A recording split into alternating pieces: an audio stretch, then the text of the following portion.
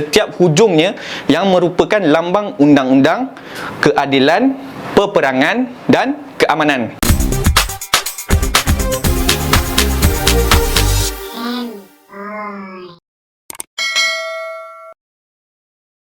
Assalamualaikum. Wish, macam lama pula aku tak bercakap depan ni.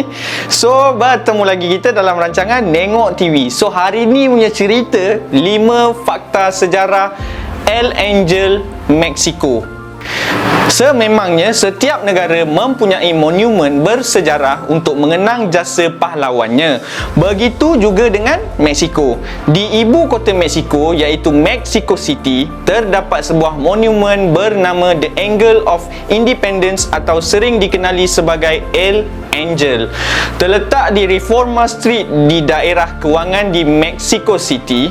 Monumen El Angel sukar untuk dilepaskan ketika melawat ke Mexico kerana patung tu berwarna emas yang menarik.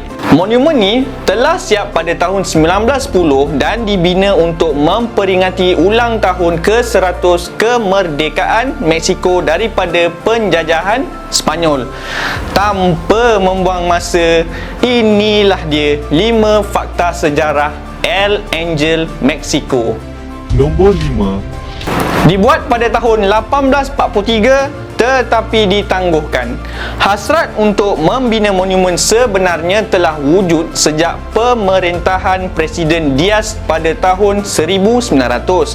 Namun, usaha ni mengalami banyak halangan dan juga cabaran.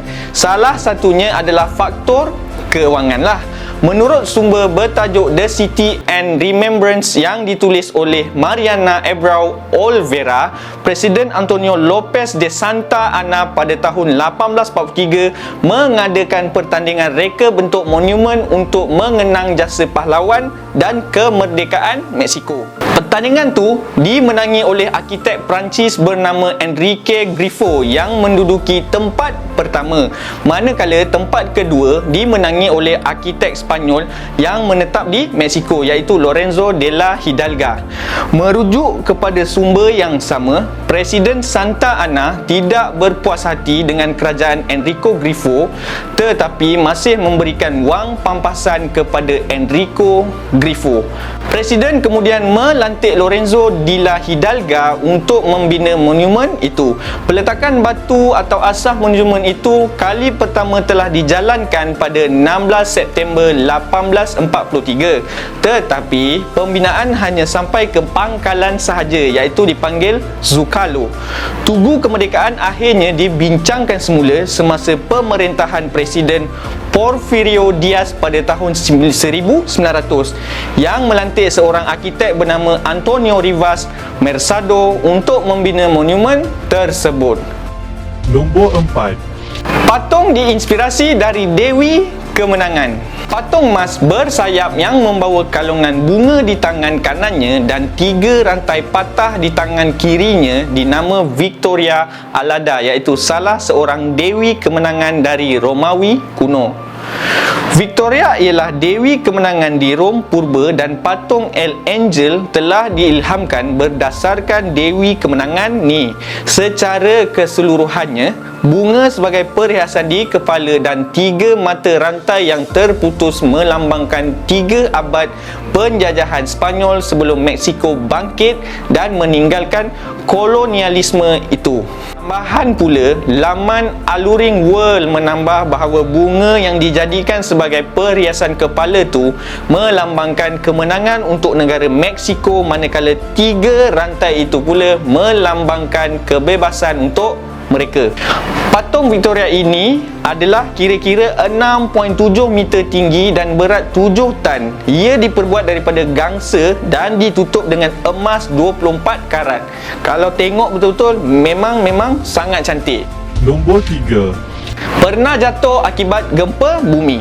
Gempa bumi yang berlaku pada tahun 1957 menyebabkan patung Victoria tumbang dan ia kemudiannya dipulihkan semula. Bagaimanapun, satu lagi gempa bumi berlaku pada tahun 1985 dan menyebabkan monumen tu dipulihkan lagi menurut The Culture Trip. Patung Victoria sekarang adalah salinan yang pertama kerana patung asalnya telah rosak akibat gempa bumi pada tahun 1957. Sementara tu, gempa bumi kedua pada tahun 1985 menyebabkan pangkal patung dan tangga menuju ke monumen tu rosak dengan teruk. Tangga yang dahulunya diperbuat daripada batu kini digantikan dengan bahan yang diperbuat daripada logam dan terdapat 200 anak tangga atau tangga pada monumen tu. Di dasar monumen tu terdapat patung Miguel Hidalgo y Costilla yang membawa bendera Mexico. Miguel Hidalgo y Costilla digelar bapa kemerdekaan Mexico. Kemudian di bawah patung Miguel Hidalgo y Costilla terdapat dua patung wanita, iaitu The History membawa buku dan The Motherland membawa mahkota laurel. Nombor 2. Bawah patung ada makam tokoh. Bahagian paling asas dari monumen ni ialah bangunan berbentuk empat segi yang di dalamnya terdapat 4 arca setiap hujungnya yang merupakan lambang undang-undang, keadilan, peperangan dan keamanan. Di dalam monumen di bahagian bawah terdapat sebuah ruangan tempat makam-makam tokoh-tokoh bersejarah di Mexico seperti Miguel Hidalgo y Costilla dan Leona Vicario.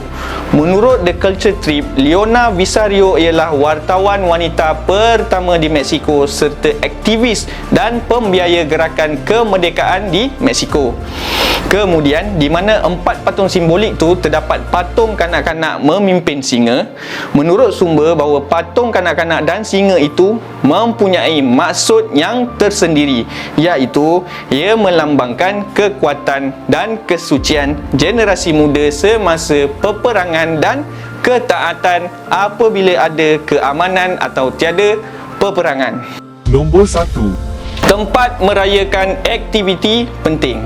Menurut Homeschool Spanish Academy, El Angel sering digunakan sebagai tempat untuk meraikan acara seperti Hari Kemerdekaan Mexico dan perarakan kebanggaan negara.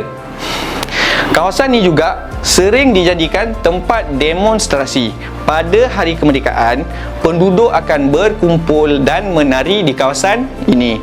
Orang Mexico juga akan berkumpul di sekitar monumen untuk meraikan pasukan bola sepak Mexico memenangi pertandingan seperti FIFA. Tidak sedikit yang menggunakan monumen ini sebagai latar belakang foto untuk majlis perkahwinan dan quinceañeras. Setelah diteliti, ternyata Tugu Kemerdekaan Negara Mexico atau dikenali sebagai El Angel mempunyai banyak makna dan simbol dari atas ke bawah. Monumen dan makam terbuka kepada orang ramai, tapi korang perlu meminta kebenaran jika korang ingin memanjat ke patung emas yang ada tu lah. Dari patung tu kita boleh melihat pemandangan bandar dari ketinggian dia. So guys, itu saja cerita pasal hari ni tentang 5 fakta sejarah El Angel Mexico. So alhamdulillah aku dapat kembali balik setelah lama tak kembali. So apa-apa pun jangan lupa komen kat bawah, like, subscribe, share video ni guys. Minta maaf kalau ada salah silap aku dengan korang ataupun terkasar bahasa. Kita jumpa lain video insya-Allah. Assalamualaikum.